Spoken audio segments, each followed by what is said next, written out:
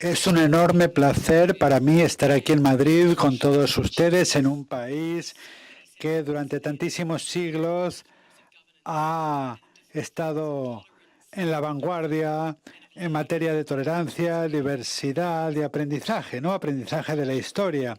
Es un país muy especial, España, y para mí es un honor enorme estar aquí esta tarde con todos ustedes. Y hoy he decidido hablarles acerca del debilitamiento de la democracia y de la fractura del orden global, porque en casi todos los continentes del mundo que he visitado, se me preguntan estas dos cosas. ¿La democracia está muerta? Me preguntan.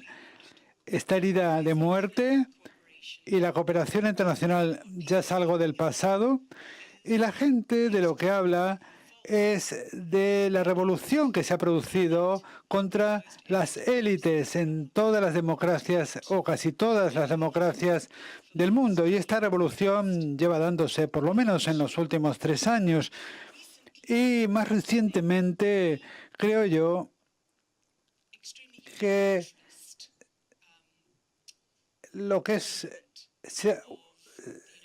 pues, se ha dado pues un avance unilateral de las políticas norteamericanas bajo el presidente Trump, lo que puede dar lugar, según muchos expertos, es al fin de la cooperación internacional. Ese será el tema que voy a abordar en esta conferencia, pero lo que quiero hacer es hablarles de por qué la gente siente que esto puede suceder y luego señalar por qué, según mi opinión, lo que tenemos por delante es una oportunidad extraordinaria, porque estamos en un momento importantísimo, una oportunidad para que nuestras democracias aprovechen esta ocasión para renovarse. Y es una oportunidad también en la cooperación internacional para detenerse a pensar y crear un marco de cooperación internacional que pueda dar un mayor sustento a la democracia en los distintos países. Esa es un poco una hoja de ruta de lo que voy a comentar en mi ponencia.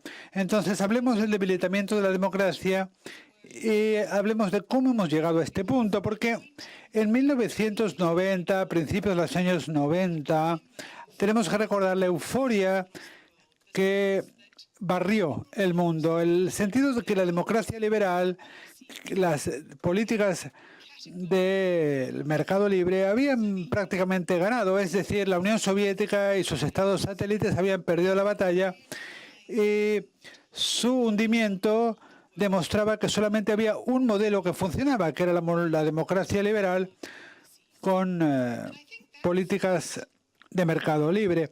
Y esto, de alguna forma, abrió un periodo bastante largo de conformismo en las democracias del mundo. Y es algo que podemos aprender de las últimas décadas, porque la democracia es un proyecto en el que tienen que abrazar todos los ciudadanos para renovarlo y para cuidarlo. Y estas 2 décadas de conformismo fueron muy negativas para nuestras democracias. Y ese conformismo, que ya se había desmoronado un poquito, terminó de romperse en 2008 con la crisis financiera, porque lo que sucedió con la crisis financiera, y yo vi los comienzos de todo esto, no en el Reino Unido y en Estados Unidos, que es donde comenzó la crisis, ni tampoco en la eurozona, hacia donde se propagó la crisis muy rápido, sino en todos los mundos, en todos los países del mundo, en economías emergentes, en países en vías de desarrollo. Me di cuenta de que había muchos países que ya no preguntaban cómo se hace esto en Europa, cómo se hace esto en el Reino Unido, cómo se hace esto en Estados Unidos, sino que preguntaban con mucha insistencia cómo lo hace China, cómo lo hace Singapur. Es decir, la búsqueda de un nuevo modelo había comenzado antes del 2008, pero 2008 fue un punto de inflexión en el cual de pronto el modelo que había salido vencedor parecía haberse desmoronado. Y esa es una cosa que se vio también en muchos países que estaban diciendo, ese es un modelo fallido, es un modelo que no ha funcionado.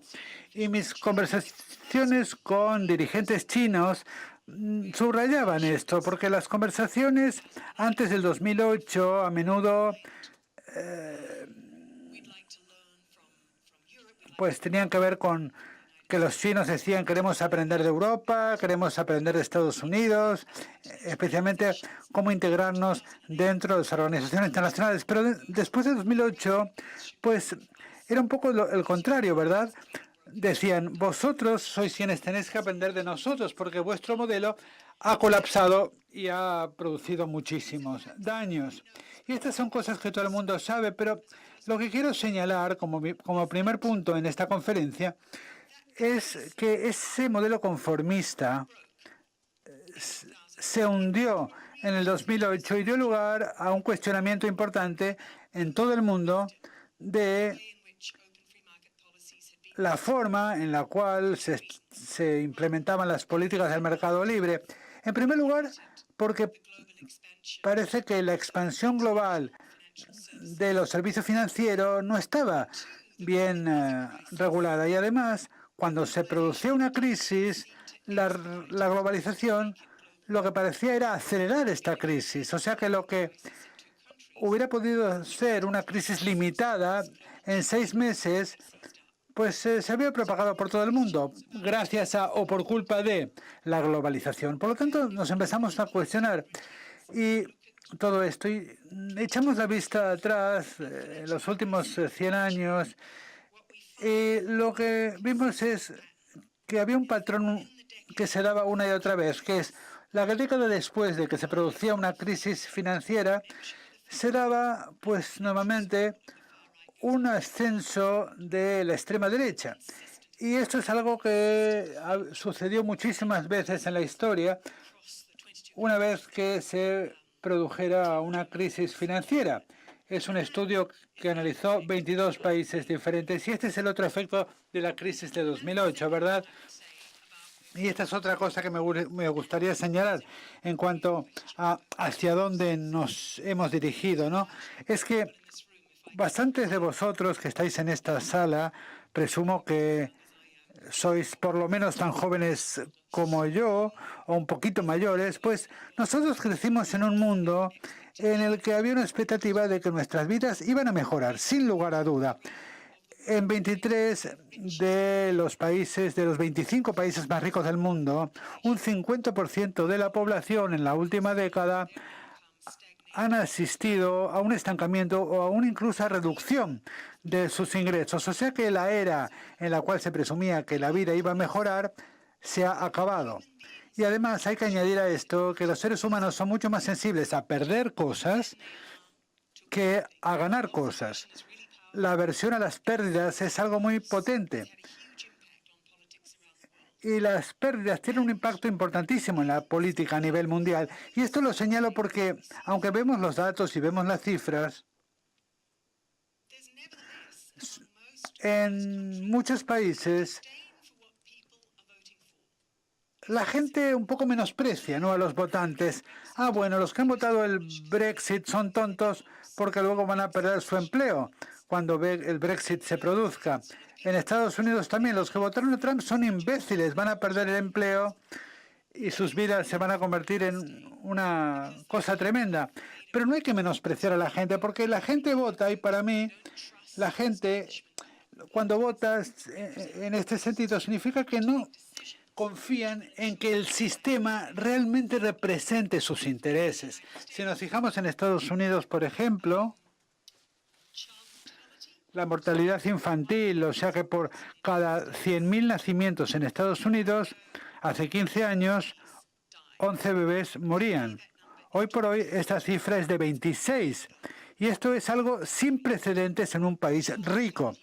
Que la mortalidad infantil se incremente de esta forma, pero es un indicador que demuestra lo que sucede en un sistema sanitario en el cual cada vez es más peligroso que una mujer tenga un bebé.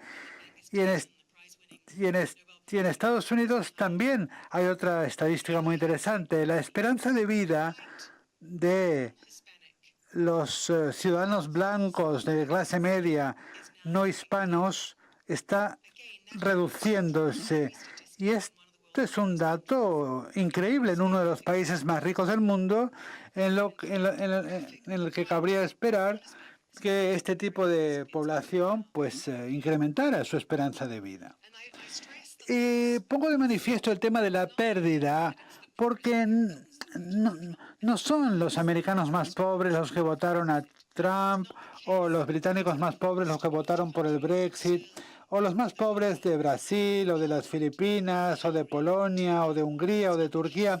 No son siempre los pobres los que votan en contra del sistema.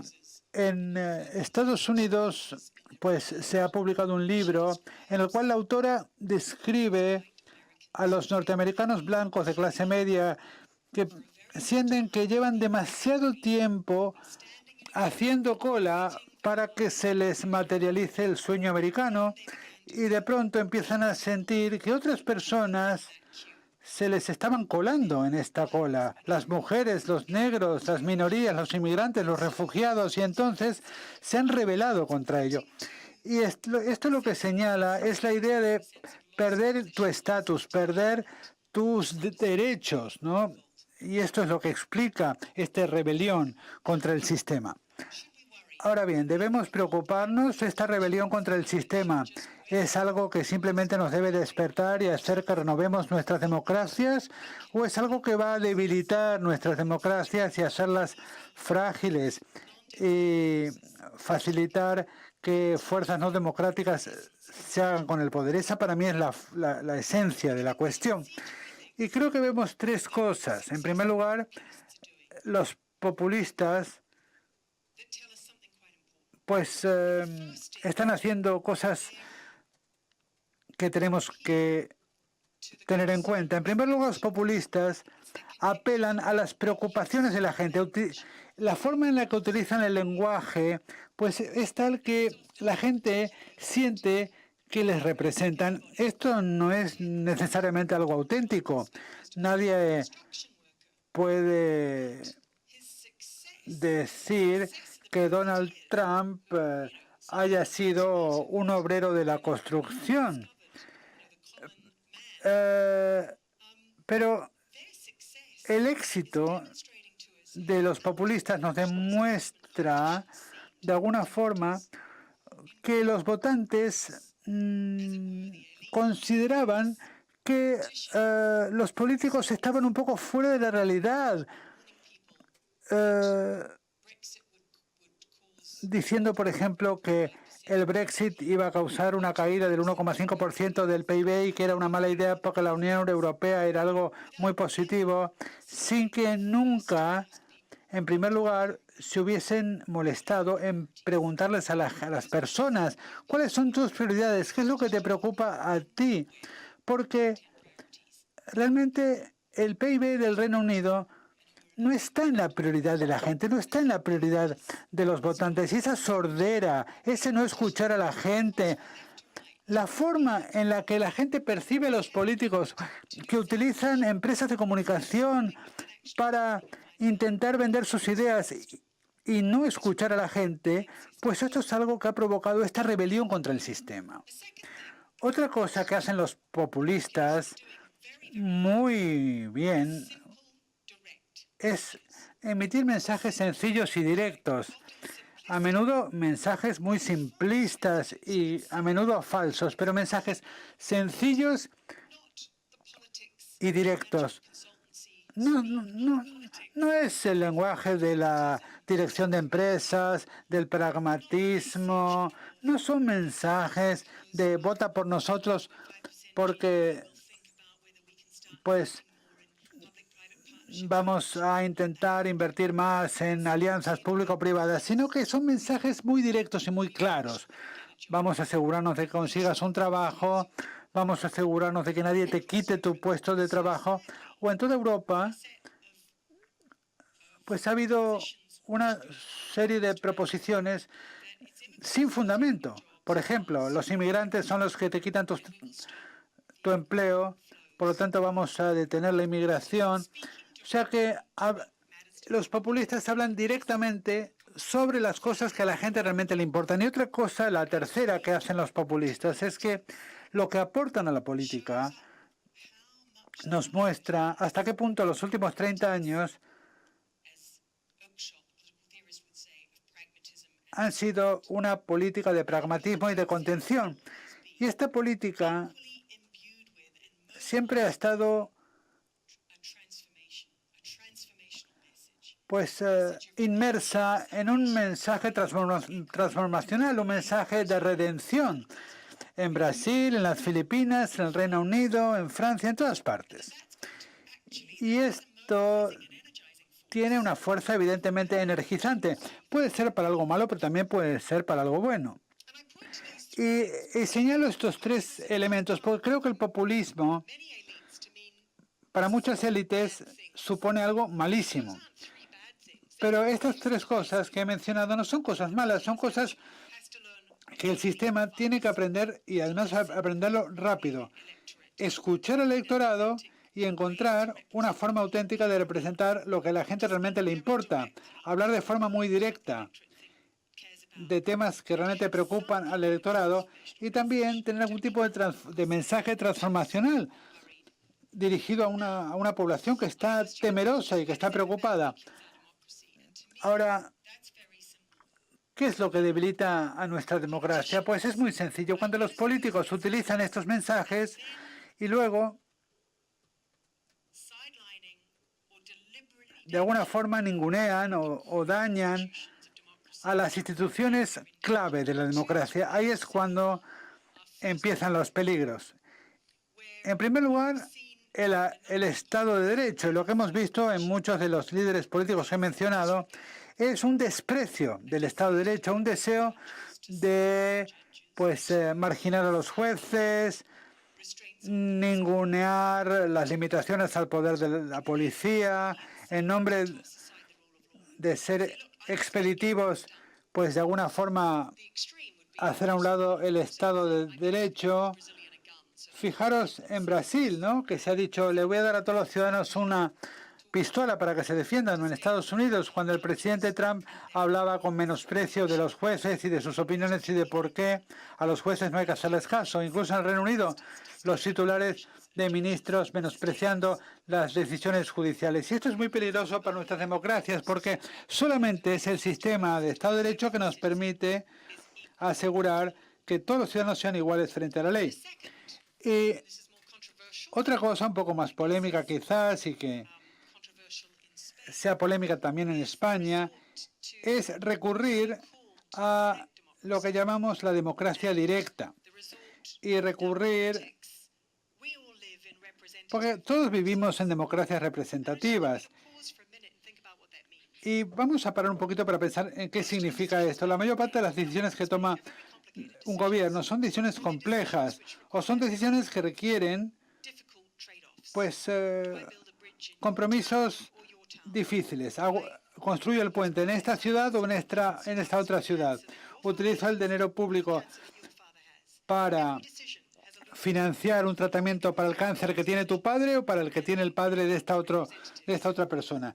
Y nosotros elegimos a los representantes para que tomen estas decisiones en base a información amplia, mucho más amplia de la que podemos adquirir cualquiera de nosotros. Creo que lo que debilita la democracia es que en todo el mundo vemos que los líderes recurren a referéndums en lugar de consultas con sus ciudadanos. O sea que mi argumento es que la democracia representativa tiene que incluir consultas genuinas con los ciudadanos, escuchar genuinamente a la gente, pues comprometerse con la gente. Y un referéndum es precisamente lo contrario de todo esto, porque un referéndum es una forma en la que los políticos pues puedan lavarse las manos de su responsabilidad. Y esto lo vemos claramente en el Reino Unido. Por razones políticas iba a ser una decisión muy difícil el decidir qué hacer con la Unión Europea. Y por lo tanto se le endosó a los ciudadanos. Una vez que votan los ciudadanos, ¿a quién hacemos responsables de las decisiones? Porque claro, nosotros, vamos a ver, elegimos a gente para que tome decisiones y para que se haga responsable de estas decisiones. Y si meten la pata, les podemos echar de su cargo. Si cedemos ese principio, ya no tiene sentido una democracia representativa. Incluso en Suiza, que es el hogar de la democracia directa no tiene que ver con referéndums. A nivel local, se trata de un proceso constante de consultas. No puedes construir un parque infantil sin una consulta. Y cuando realizan un referéndum, como lo hicieron sobre la inmigración, es el gobierno lo que decide lo que es mejor para el país. Y en el gobierno de Suiza, pues el gobierno hizo lo contrario de lo que decía el referéndum. Ese es un ejemplo de cómo el gobierno toma una decisión asumiendo las consecuencias que suponen. Y digo todo esto porque el mundo está muy confundido con los referéndums, porque en todo el mundo la gente dice, bueno, un referéndum es democrático, es darle a la gente una voz. Pero fijaros en cómo se utilizó en Estados Unidos. En la última elección presidencial en California se votó sobre 51 temas distintos en referéndum. Cada votante californiano tenía que tomar una decisión sobre 51 temas diferentes. Un profesor de Berkeley señaló que le hubiera llevado por lo menos 10 años realizar el estudio necesario para votar de forma inteligente sobre cada uno de estos 51 temas. Y aún así se pedía a la gente que lo hiciera en el colegio electoral en 24 horas. Esto no es democracia representativa, esto no es un sistema en el cual se elige a personas para tomar decisiones que al final siempre van a ocasionar ganadores y perdedores, pero que tomen responsabilidad de las decisiones que adoptan. Por eso creo que el desafío de los populistas frente a la democracia es un desafío cuando amenaza y erosiona el Estado de Derecho con la excusa de que quieren ser expeditos. Pero siempre hay un momento en el cual un gobierno dice, bueno, al diablo con todo este procedimiento, quiero que la policía arreste a esta gente, por lo tanto vamos a quitar las restricciones que tenemos, pero sin entender las consecuencias que puede tener esto para los agentes de policía que todos los días tienen que hacer su trabajo. O sea que el argumento de ser expedito siempre está ahí y son los ciudadanos en una democracia y sus representantes los que tienen que defender las restricciones que existen en el Estado de Derecho que han llevado tantos años implantar. Y luego también en cuanto a los referéndums, y en esto yo estoy de acuerdo con la señora Thatcher y que no sirva como ejemplo, pero lo que la señora Thatcher decía era que los instrumentos de las personas, pues las personas tienen que ser ellas mismas las que tomen sus propias decisiones. Pero me gustaría volver ahora a por qué considero yo que esta es una oportunidad positiva. Porque creo que estos son los peligros de los populistas. Pero si volvemos a las tres cosas de las que hablábamos antes, estas son precisamente las oportunidades para las personas de todo el espectro político para renovar la democracia en cada país. Vivimos un momento muy importante donde los partidos políticos tradicionales están entrando en caída libre. Y la verdad es que los miembros de los partidos políticos cada vez son menos. En las últimas elecciones se vio que el principal partido de centro-derecha desde el final de la Segunda Guerra Mundial y el principal de centro-izquierda se habían hundido. Realmente están hundiéndose y eso está abriendo un espacio para un nuevo tipo de política. Si nos detenemos un momento y pensamos en qué ha hecho que la campaña haya tenido tanto éxito, lo primero fue la manera en que asumió lo que hacen muchos populistas. Lo primero, escuchar, encontrar una voz que tenga eco en la población. Y cuando se presentó a las elecciones, bueno, pues se participó en la gran marcha. Lo que hizo fue enviar a mucha gente a llamar a las puertas de toda Francia para ver qué era lo que preocupaba a la gente. qué era lo que les ocupaba y preocupaba, qué pensaban de los políticos, qué pensaban del gobierno, and to feed the results back. no para hacer campaña, simplemente para escucharles y utilizar su voz. Me refiero a Macron. Bueno, si pensamos en los mensajes de la campaña de Macron, mensajes de renovación, de transformación, de aportar algo nuevo, de traer a gente de fuera del sistema y plantear una mayor diversidad de candidatos. La parte negativa de todo esto es decirle a la gente, oye, que te entiendo, que la clase política no representa, que han estado llenándose los bolsillos y yo lo que voy a hacer es presentar un nuevo grupo de personas para que llegue al gobierno y al gobierno. Luego escogió gente con diferentes niveles de calidad y distintos antecedentes, pero su mensaje durante la campaña fue de renovación y transformación, lo cual demuestra cómo estas lecciones de los populistas pueden ayudarnos a renovar la democracia. Pero luego está la cuestión de cómo sobreviven las democracias en un orden mundial que se fractura. The populist revolt inside ¿Cómo es que la revuelta populista en muchos países va a dar lugar a un periodo de antiglobalización, de vuelta atrás?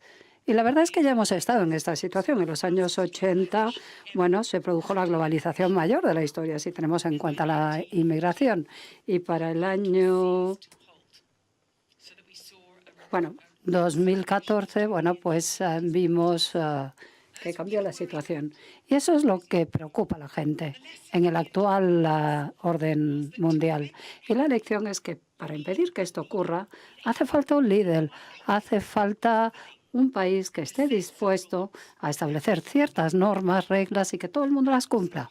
Y, por supuesto, en la era de la posguerra ese papel lo desempeñó Estados Unidos. Pero ese liderazgo de Estados Unidos últimamente se ha ido descomponiendo un poco. Y en el último año creo que todos estaremos de acuerdo en que, se ha convertido en una potencia más unilateralismo, ¿no? Incluso en las últimas 4 semanas, la revisión Nuclear Posture Review dijo que Trump proponía que Estados Unidos utilizara la retaliación nuclear después de 40 años de neutralización nuclear. El secretario del Tesoro en Davos habló de que el tener un dólar más débil era algo positivo para Estados Unidos porque le permitiría vender más y exportar más, olvidándose tristemente de las consecuencias no solo para Estados Unidos, que necesita un dólar fuerte para que otros países compren dólares y bonos del Tesoro americano, y al mismo tiempo se olvidó de que Estados Unidos en los últimos 60 años ha basado un sistema basados en reglas de tipos de cambio que han impedido que los países devalúen sus monedas para ganar una ventaja competitiva a nivel comercial y de exportación. Y luego el secretario de Estado anunció que sería una gran idea el renovar la doctrina Monroe, que desde el año 23 en adelante Estados Unidos declaró su primacía en Europa Central y Sudamérica. Una primacía en el sentido de decir a los europeos que se salieran del patio de atrás de Estados Unidos. Y Greg Tillerson hizo este anuncio como reacción a la creciente influencia de China en Latinoamérica. Lo cierto es que su nostalgia por la doctrina Monroe no la compartía nadie al sur de la frontera con México, ¿no? Y por buenas razones, además, porque para muchos de estos países, para Argentina, Brasil, Chile, etcétera, países para los que China se ha convertido en el principal socio comercial, pues China ejerce como contrapeso al dominio americano.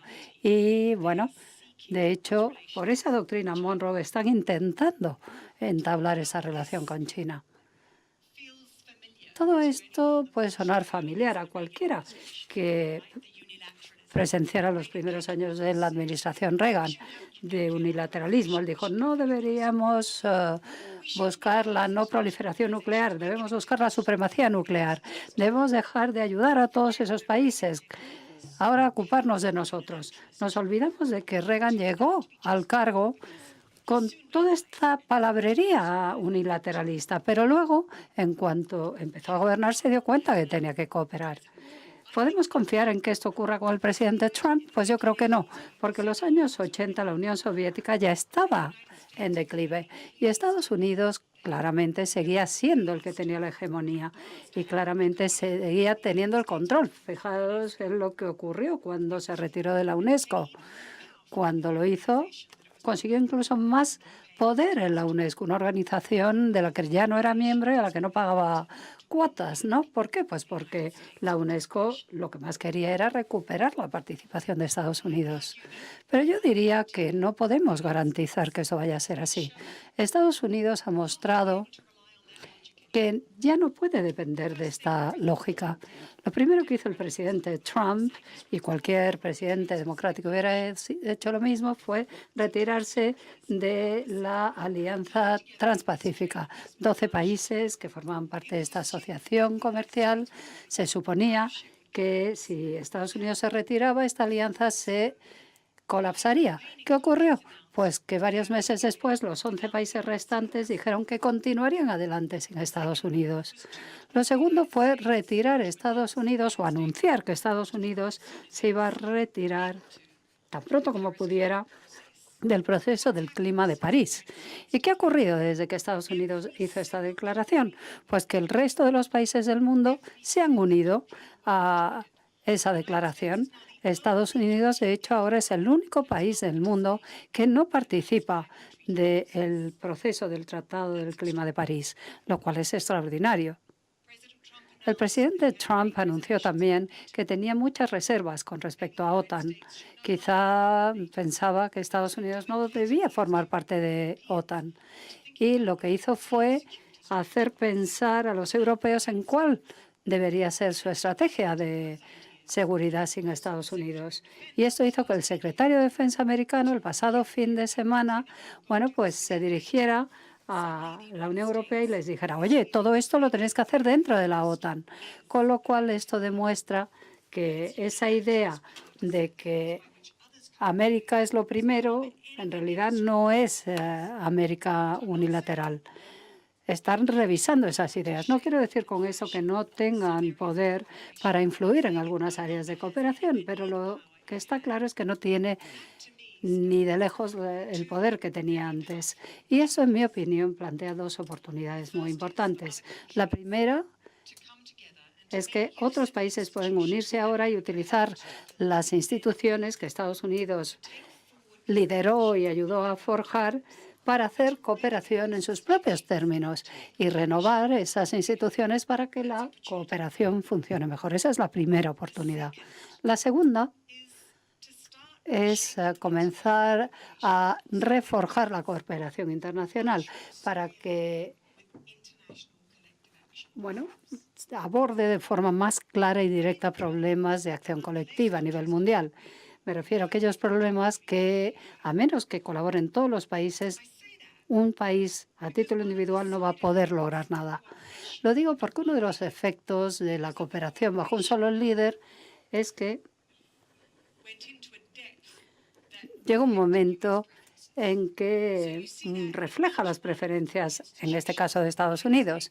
Si nos fijamos en la mayor parte de las instituciones que ha ayudado a formar Estados Unidos, una de las que yo conozco mejor, el Fondo Monetario Internacional, durante la gestión de la crisis ya hemos visto cómo ha actuado el Fondo Monetario Internacional. Y esto se hizo muy visible en el año 97, cuando ocurrió la crisis financiera en el este y Estados Unidos empezó a aplicar sus propias preferencias y principios en el programa con Corea. E incluso muchos economistas importantes americanos dijeron esto ha hecho que el FMI pierda su legitimidad como organización internacional. Lo que quiero decir es que las organizaciones internacionales han seguido o han atendido demasiado a las preferencias americanas, en lugar de centrarse en lo que tenían que hacer según la mayor parte de los países. de forma menos intrusiva de lo que lo han hecho hasta ahora muchas organizaciones internacionales. A nivel de comercio, por ejemplo, eso significa retirarse y pensar en cuáles son los acuerdos comerciales que necesitan todos los países para poder desarrollarse tal y como quieren hacerlo. Y creo que es ese tipo de cooperación la que va a llevar a poner freno a algunos proyectos de cooperación internacional y, por otro lado, a perseguir con mayor vehemencia a otros. Un mayor acuerdo a nivel europeo por esa idea de que la globalización lo que ha hecho ha sido globalizar las oportunidades de las empresas globales, pero no ha globalizado las responsabilidades de esas mismas empresas. Y esto está muy claro en materia fiscal. Las empresas han tenido grandes oportunidades para hacerse globales y lo han hecho sin que los gobiernos adaptaran su propia capacidad de imponer impuestos y organizar la fiscalidad de esas empresas. Por lo tanto, esa nueva cooperación internacional podría comenzar con una política fiscal que haga que todos los países la tengan que cumplir y ninguno se beneficie en exceso. Y de esa manera ayudaríamos a apoyar a las democracias donde tanta gente está hoy en contra de la globalización y las élites, porque es ese tipo de cooperación internacional la que va a apoyar la renovación de la democracia en muchos países del mundo. Bueno, pues lo dejo ahí para que podamos tener un turno de preguntas y una conversación, pero gracias por escucharme.